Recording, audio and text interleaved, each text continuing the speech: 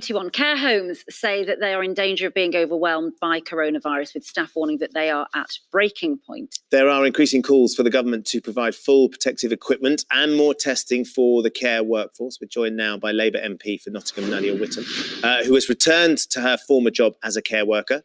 We're also joined by Sue Lerner, editor of carehome.co.uk, who says the pandemic is making people realise how selfless care workers really are. And in Cardiff, we have 93-year-old resident Bob Skinner, who says that care workers are the forgotten heroes. And Bob, let's start with you. It is wonderful to have you on the programme, Bob. Tell us what your care workers are doing for you during this really difficult time and how much you appreciate what they're doing. Well, we couldn't be luckier.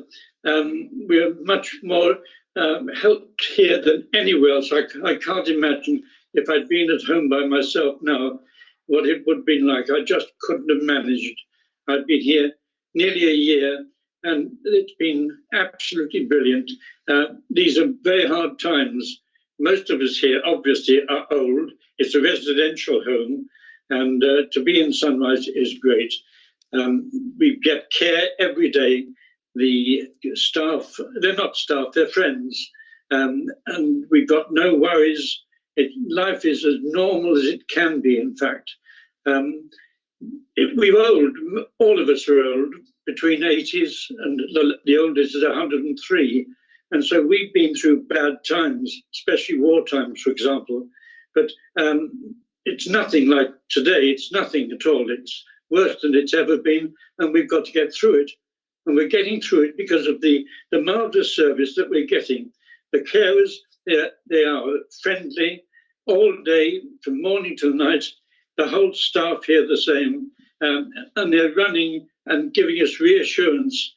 I couldn't praise them high enough. It's wonderful to be safe, and insured, to be reassured, and to know what's going to happen here. They keep us in touch with what's happening and their plans, and entertain us evening. I've even learned to play bingo, and we have poetry.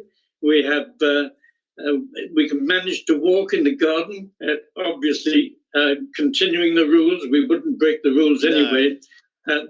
And one miss, obviously, and it would be even worse if we were home, is to have no visitors. And I can't go out on my mobility scooter, but I miss seeing our family and my friends, especially my two little great-granddaughters, Claudia and Rosa. But it'll come. They'll come back. And I'm so grateful. Clearly, Bob, it sounds like you are being looked after wonderfully, which is the story that we're getting from lots of people who are getting in touch with us today. Let's come to you, Nadia, because, of course, you're a Labour MP, but you've gone back to your former job. So you're sort of seeing both sides of this, the political side of it and the difficulty that the government have in implementing some of the issues around coronavirus, but also frontline in that care system. Bob's getting extraordinary care and the care workers are going above and beyond for all of the people, but they're under extraordinary pressure, aren't they? Yes, and that's the reason that I returned to my former job, was that I knew that social care was already struggling, and that's because of a decade of underfunding and cuts. And I really worry that the social care system is in danger of falling apart under this pandemic. How difficult it is for you, Nadia, at the moment? What are you seeing frontline in your care home where you're working?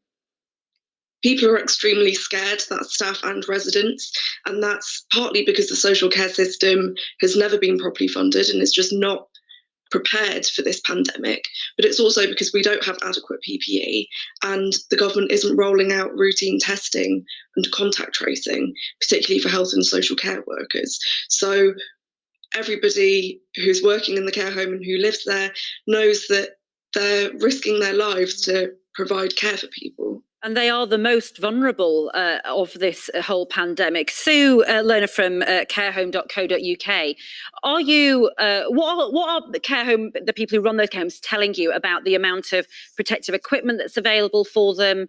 How much they want testing? All the things that we're hearing about NHS workers, but actually, perhaps the care home workers who are really in the front line with those who are most vulnerable are being overlooked.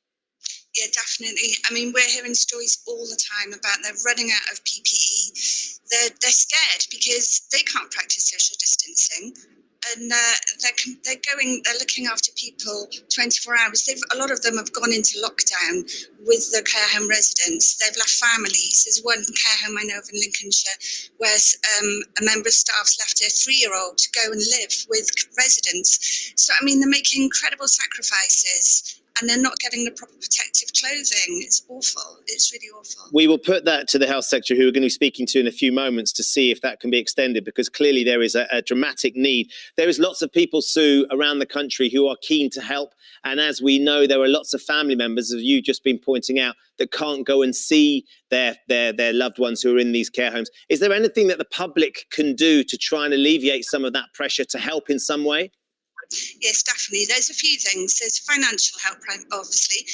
There's Care Workers Charity, which is trying to raise £1 million to help care workers who haven't been forced to self-isolate. We've got a button on carehome.co.uk where you can donate. There's also volunteering. Care homes are short of staff at the moment. There's another on our website. You can see which care homes need volunteers. And then residents, obviously, as Bob was saying, they can't see their family at the moment. It's a very hard time for them.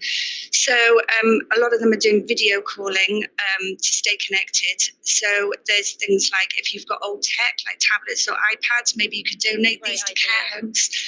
And also letter writing. Many have partnerships with schools and nurseries, and they're obviously having these they've got these links so they can do drawings and letters, and they love receiving things from children. But there's also Postcards of Kindness campaign, which is very good, and you can write postcards to care homes. Thank you for that. That's all really useful information. Lots of people, obviously, we know, have volunteered and want to help. And they've got time. And they've got time to do it. Nadia, just to you before we end with Bob. Is it possible to put, politics aside and give an assessment of what you think and how you think that Matt Hancock did yesterday, and the plan to have 100,000 tests by the end of April? The plan is fine, but we need details of how that's going to be delivered, because currently we've only done 100,000, just over 100,000 tests. We're doing 1/10 of the testing that Germany's doing. In order to contain the spread of this virus and keep key workers safe, we need mass testing and we need PPE now, because we're seeing the death toll of NHS staff rising. We know that if this doesn't happen immediately, that it will be us next.